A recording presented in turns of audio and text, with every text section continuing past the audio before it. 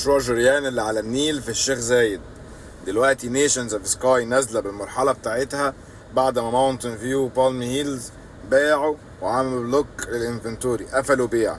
نيشنز اوف سكاي دلوقتي بتلم الاي ايز على المرحله بتاعتها اللي هي غالبا هتبقى سنجل فاميلي هاوسز.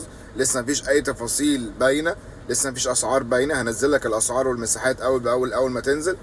بس اللي بيشوف فيديوهاتي عارف قد ايه انا بحب المشروع ده، وانا كنت شرحت لك قبل كده ازاي النيل هيوصل للشيخ زايد، وايه هي ال 25 متر التفريعه، وايه علاقتها بالمشروع، والنيل جوه المشروع بيوصل قد ايه. كل الفيديوهات دي موجوده وهنزلها لك تاني عشان اللي ما شافهاش يشوفها.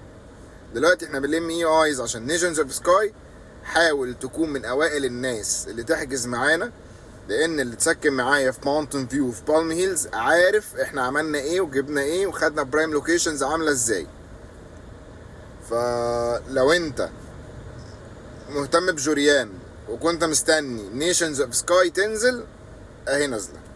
نيشنز اوف سكاي هي الشركه اللي بتمثل جهاز مستقبل مصر للمشروعات المستدامه. فدي فرصه حلوه ما تفوتهاش، لان المشروع ده is a unique product one of a kind. مش هيتكرر تاني ان يبقى عندنا مشروع شقق وفيلات متشطبه على النيل 5% مقدم والباقي تقسيط على 8 سنين. مستنيك.